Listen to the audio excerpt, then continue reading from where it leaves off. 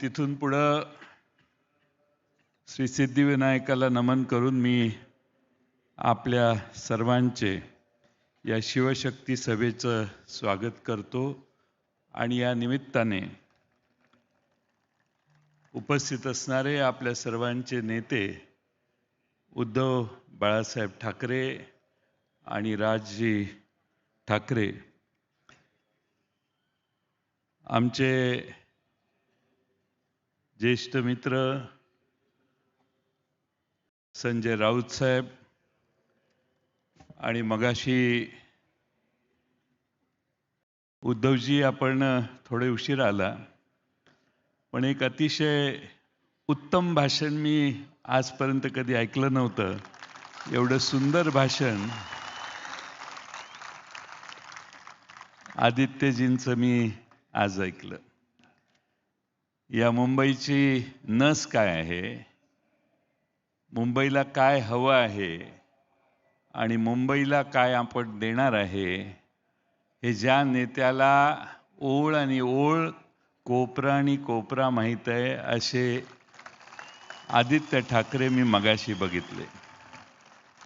उद्धवजी, महाराष्ट्राची जबाबदारी तुमच्यावर आहे, पण आता मुंबईची जबाबदारी आदित्यंच्यावर सोडून आपण मोकळे व्हायला हरकत नाही. एवढी आदित्य ठाकरेंच्या मध्ये या मुंबईचा प्रश्न सोडवण्याची जिद्द आज निर्माण झालेली आहे. मुंबईत स्वर्गीय आदरणीय बाळासाहेब ठाकरे साहेबांनी शब्द दिला आणि त्या शब्दामुळे ही मुंबई मराठी माणसांची आहे, मराठी वासियांची आहे, ही भावना पूर्ण देशभर पसरली. त्याचं एकमेव कारण स्वर्गीय बाळासाहेब ठाकरे. ते होते म्हणून या मुंबईमध्ये मराठी माणूस स्वाभिमानानं ठामपणानं उभा राहिला. हे आजही महाराष्ट्रात कुणीही विसरता कामा नये. खरं म्हणजे मागचं पोस्टर बघून मला मनापासून आनंद होतोय. त्या दोघांनी बघितलं की नाही मला माहीत नाही, पण हे मागचं पोस्टर बघून मला आनंद होतोय की भावकी एक झाली. मी कालपासून मुंबईतल्या अनेक प्रभागामध्ये फिरलो. लोकांना प्रचंड आनंद आणि उत्साह आहे की उद्धवजी आणि राजजी एकत्रित आले. याचा मुंबईकरांना एवढा आनंद यापूर्वी कधी झालेला नसेल. एवढा मोठा आनंद, प्रचंड आनंद या दोघांना एकत्रित बघण्यास आज मुंबईकरांना झालेला आहे. आज इथं सगळं शिवतीर्थ भरलेलं आहे, पण महाराष्ट्रातल्या कानाकोपऱ्यातला माणूस टेलिव्हिजनवर बघतोय की हे दोन भाऊ एकत्रित आले, त्याचा मुंबईत आणि महाराष्ट्राच्या राजकारणावर काय परिणाम होणार. आणि म्हणून तुम्ही दोघं आलात, एकत्रित आलात, याचं पहिल्यांदा शरद पवार साहेबांच्या वतीनं मी आपल्या दोघांचं मनपूर्वक अभिनंदन करतो. आज खरं म्हणजे पवार साहेबच येणार होते, पण त्यांना जमलं नाही. त्यांनी मला यायला सांगितलं. खरं म्हणजे इथं बोलत असताना नेहमी हिंदू हृदय सम्राट बाळासाहेब ठाकरेंचं भाषण आम्ही टेलिव्हिजनवर बघायचो. तेच मैदान आहे, ती शिवसेना आहे, मात्र शत्रू वेगळा आहे. काही गद्दार आहेत, तर काही दिल्लीतील सत्तेचे गुलाम आहेत. आणि मला खात्री आहे की मुंबईकर या सगळ्यांना खड्यासारखं बाजूला ठेवल्याशिवाय राहणार नाही. खरं म्हणजे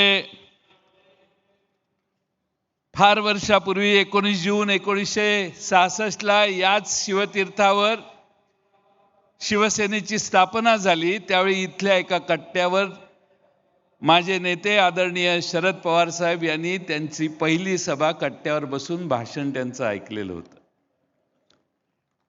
दोघांचे संबंध अतिशय जिव्हाळ्याचे, कायमचे राहिले. वेगवेगळ्या पक्षात जरी असले तरी मुंबईकरांच्या हितासाठी, मराठी माणसाच्या हितासाठी बाळासाहेब ठाकरे साहेबांचं नेतृत्व आवश्यक आहे, ही भावना महाराष्ट्रामध्ये पवार साहेबांनी कायम बाळगली, हे या ठिकाणी मुद्दामून नम्रपणाने मी नमूद करेन.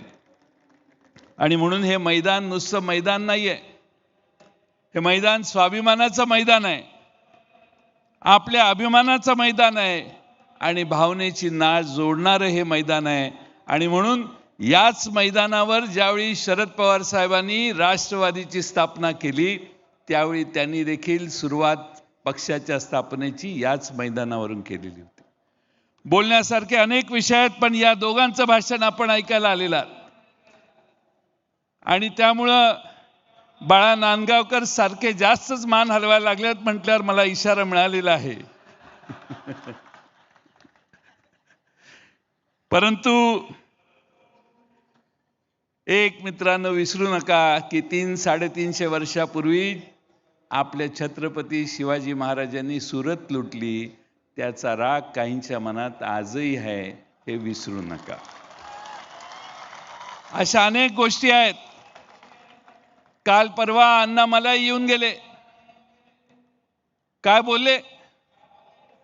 त्यांची भूमिका अशी आहे की मुंबई ही महाराष्ट्राची नाही आहे, म्हणजे मुंबईला तोडण्याचा उद्योग पुन्हा सुरू झालेला दिसतोय.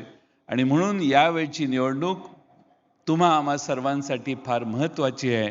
माझी तुम्हा सर्वांना विनंती आहे की आज पुन्हा जर मुंबई तोडण्याचा प्रयत्न बाहेरच्या एवढे वेगवेगळ्या राज्यातली लोक संजय राऊत साहेब महाराष्ट्रात मुंबईत यायला लागली आहेत. प्रत्येक राज्याचा मुख्यमंत्री इथं आलेला असेल कदाचित, आणि सगळ्यांना बोलवण्याचं काम चाललेलं आहे. पण उद्धवजी, मी तुमचं राजजी तुमचं अभिनंदन करेन. तुम्ही तुमच्या जीवावर ही निवडणूक लढवताय, राष्ट्रवादीची तुम्हाला साथ आहे आणि म्हणून तुम्हाला महाराष्ट्रात मुंबईच्या सामान्य माणसाला विश्वासात घेऊन ही निवडणूक लढवल्यामुळे तुम्हाला यश मिळेल, यात माझ्या मनात काही शंका नाही. मी जास्त वेळ न बोलता एवढीच विनंती आपणा सर्वांना करेन की आज आपले अनेक प्रश्न आहेत, सगळ्या मुद्द्यांचा परामर्श मगाशी आदित्यजींनी घेतलेला आहे.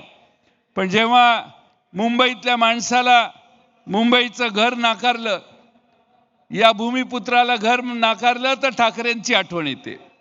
कंपनीत एखाद्या मुंबईकराला भूमिपुत्राला नाकारली प्रवेश किंवा नोकरी, तर ठाकरेंची आठवण येते. मालकाने गैरवर्तन केलं मुंबईकरांच्याशी, तर त्यांना ठाकरेंची आठवण येते. आणि मग मुंबई महानगरपालिकेसाठी देखील ठाकरेंची आठवण येते. मी जाता जाता 4-6 प्रश्न विचारतो, मला हो किंवा नाही याचं उत्तर द्या. शेतकऱ्यांची कर्जमाफी झाली का हो? लाडक्या बहिणीचे 1500चे 2100 रुपये झाले का हो? कंत्राटदारांची थकीत बिलं मिळाली का हो? शेतकऱ्यांसाठी भावांतर योजना आणली का हो? मुंबईसाठी ठोस काय केलं हो? मग आता मुंबईकर यांना मतदान करणार का? माझं काम झालेलं आहे. मुंबईचा महापौर ठाकरे बंधू ठरवतील, हा विश्वास मी व्यक्त करतो आणि आपल्या सगळ्यांची रजा घेतो. धन्यवाद. धन्यवाद पाटील साहेब.